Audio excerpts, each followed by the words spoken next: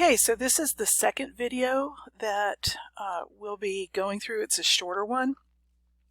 And I just want to explain 2A. Many of you have already done 2A, but I just want to make sure that I cover my bases in the event that I've got some that are lagging a bit behind. So 2A is just your video. Now, I will tell you, 2A only has one row. It's only worth 1 point.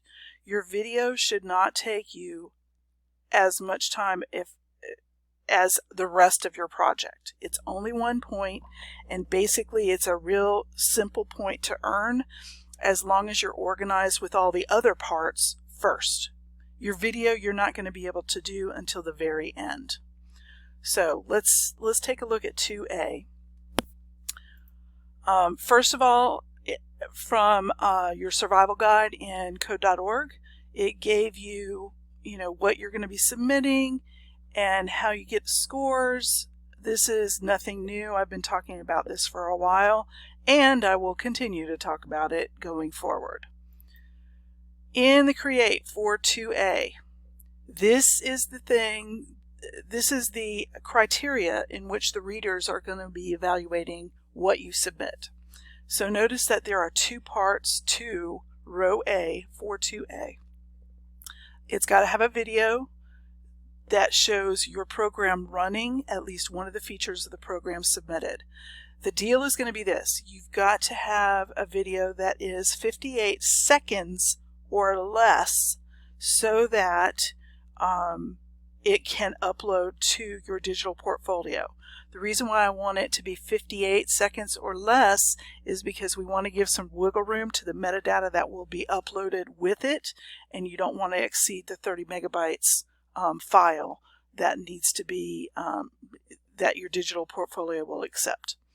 The other thing is there's got to be a response. It could be an audio narration, but it doesn't have to be.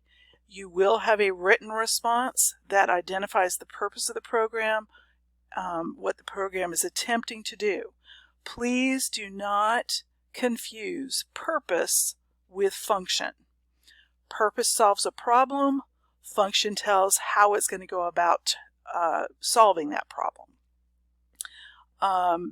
So let's move on. And this might look familiar because I gave it to you earlier. The purpose is that you have an idea of the type of project you want to create. The project must have a purpose, and the purpose has to have these 3 parts. It's got a name. You've got to name your project. You've got to tell me who it's targeted for, and you need to be able to explain what problem it's solving.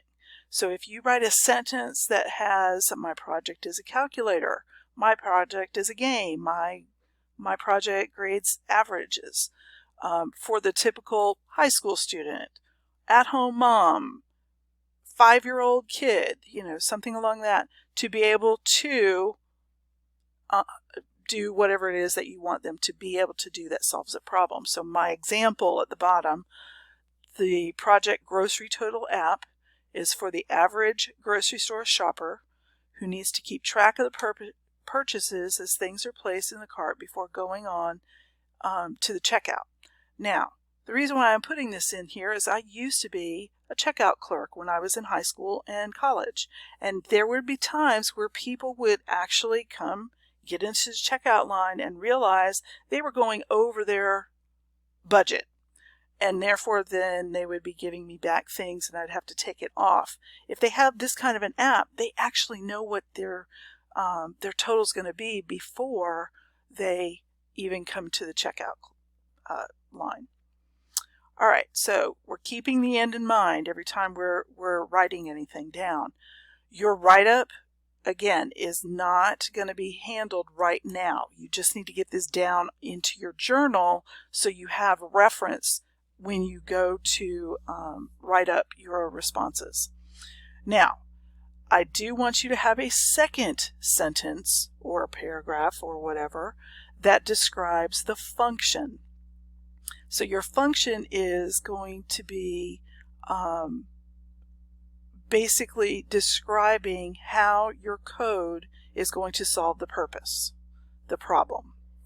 So for my project, I'm going to explain what it is and how it works to accomplish the purpose. So in my example, my project functions as a phone app that can, with input from the user, receive a scan of an SKU number and add a total cost to a subtotal, and then calculates the tax and finally gives the expected total for the user. Now, your video, like I said, this is going to be the very last thing that you do. Your code must be complete before you do your video. You must incorporate and show the part of your project that relates specifically to 2B and 2C. So let's say that you have a program that takes a little longer than 58 seconds. What you're going to do is concentrate on the part of your program and play the part of your program that incorporates anything that you did for 2B and 2C, 2D.